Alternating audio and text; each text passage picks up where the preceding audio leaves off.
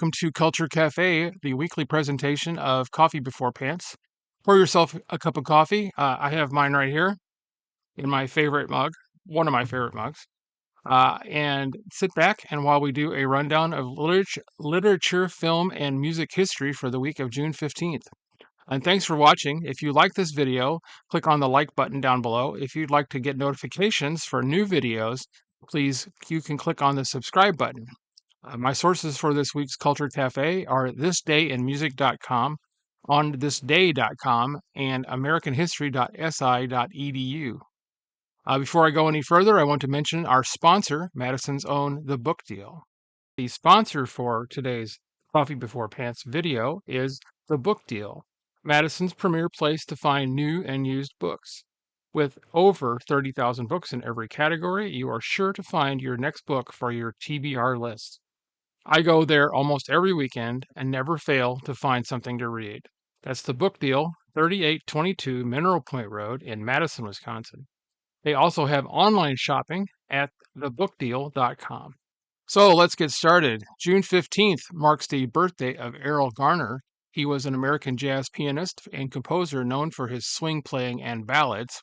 His instrumental ballad Misty, his best-known composition, has become a jazz standard.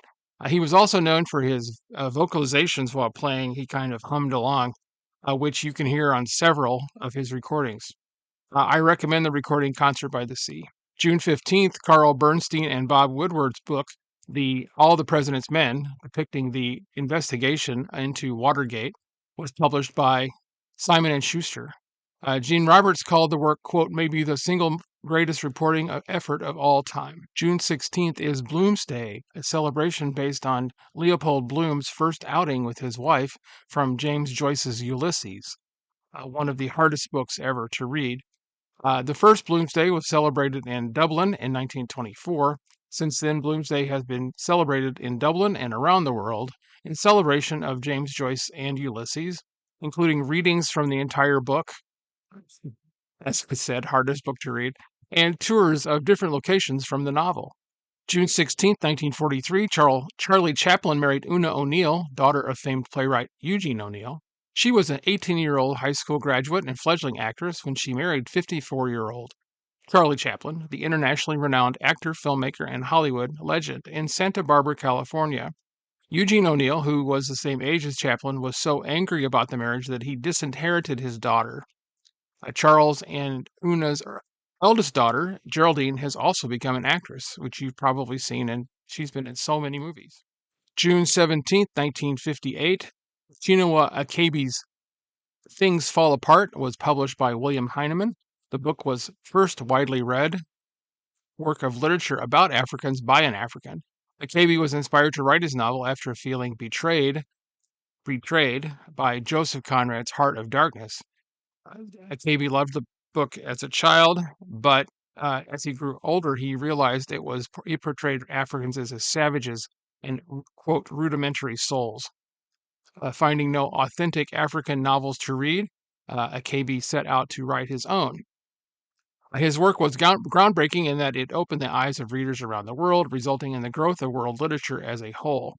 I've always heard that if you want to read a book about something or for someone, you should write it yourself. Easier said than done. June 18th, 1937, Gail Godwin was born in Birmingham, Alabama. Godwin is known for her novels, although she also writes short stories and libretti. 5 of her most recent novels have become bestsellers and finalists for the National Book Award, including A Southern Family and A Mother and Two Daughters. June 18th, 1942 marks the birthday of Sir Paul McCartney. I don't really have to tell you who Paul McCartney is, do I? I don't, right? Seriously. June 18th is also the birthday of 1952 of actress Isabella Rossellini. She is the daughter of Roberto Rossellini and actress Ingrid Bergman. She's known for her roles in Blue Velvet, Fearless with Jeff Bridges, and Death Becomes Her. And there's also those weird bug videos. Now you're curious, aren't you? I'm pretty sure they're on YouTube. June 18th, 1984, talk radio host Alan Berg was gunned down and killed instantly in the driveway of his home in Denver, Colorado. The 50-year-old host, whose show on the station KOA gained a strong following in the 1980s, stirred up controversy for his outspoken personality and liberal views. Those liberals. He had already been the target of a steady stream of death threats. Berg's story provided the loose inspiration for Oliver Stone and Eric Bogosian's 1988 film Talk Radio. June 19, 1947, author Salman Rushdie was born in Bombay, India. Rushdie's novel, namely the Satanic Verses, have made him a British treasure, but have sparked outrage among Muslims. The leader of Iran, Ayatollah Khomeini, famously had a fatwa, an order of an assassination, placed on Rushdie, prompting police protection. He has been living in America since 2000. On August 12, 2022, Rushdie was stabbed multiple times by 24-year-old Hadi Matar as he was about to give a public lecture. Rushdie was gravely wounded and hospitalized. June 19th, 1971, after 10 years of working for Don Kirshner's hit factory, All Done Music, writing such hits as the Shirelles' Will You Still Love Me Tomorrow and Hermits, Something Tells Me I'm Into Something Good, singer-songwriter Carole King earned her first #1 single as a performer with the double-sided hit It's Too Late and I Feel the Earth Move. Both songs appear on King's groundbreaking album Tapestry. Seriously, I had no idea she wrote Herman's Hermit song. June 19th, 2019, Joy Harjo, renowned for her evocative poetry that weaves indigenous culture and personal narrative, is appointed America's first Native American poet laureate. A historic moment celebrating her powerful voice and rich storytelling.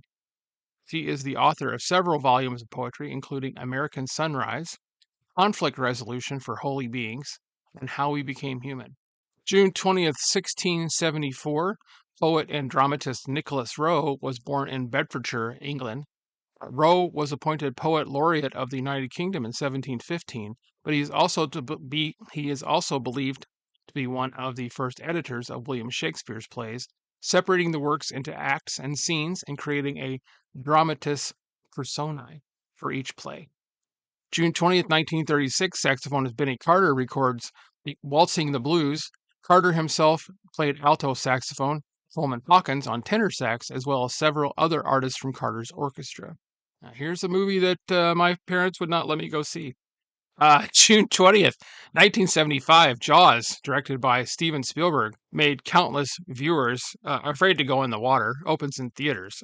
Some of them are afraid to go to the theater.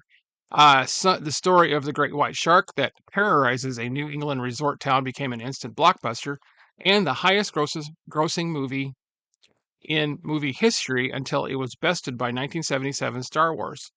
Jaws was nominated for the Academy Award in Best Picture and took home 3 Oscars for Best Film Editing, Best Original Score, and Best Sound. The film, a breakthrough for Steven Spielberg, who was then 27 years old, spawned several sequels, knockoffs, and cheaply made imitations, and merchandise. June 21st, 1905, philosopher and writer Jean-Paul Sartre was born in Paris, France. Sartre was one of the key figures behind the philosophy existentialism.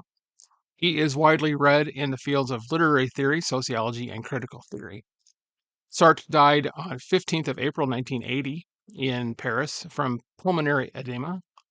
He had not wanted to be buried at the Père Lachaise cemetery between his mother and stepfather, so it was arranged that he be buried at Montparnasse Cemetery.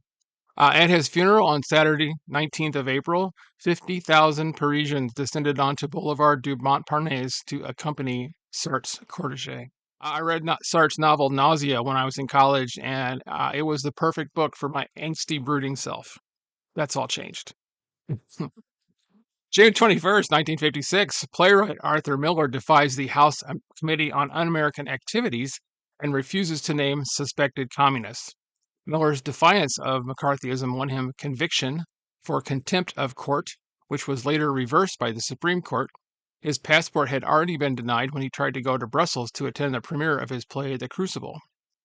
The Crucible story, surface story, as you probably know, was about, supposedly, the Salem witchcraft trials. Although it was also an allegory about, guess what? The hearings on the House Committee on Un-American Activities. If you'd like to know more about the House Committee on Un-American Activities, which ruined lives, seriously, look it up on, Wikipedia, or there's several books about it.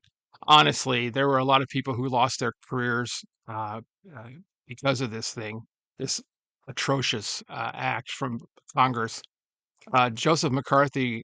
Joseph McCarthy was responsible for uh, ruining the lives of hundreds of people. Thanks for listening. I want to extend my gratitude toward my wife Valerie for her never-ending support, my listeners and subscribers, and yes, once more, thanks to the Book Deal for sponsoring my endeavors. Until next week, keep reading.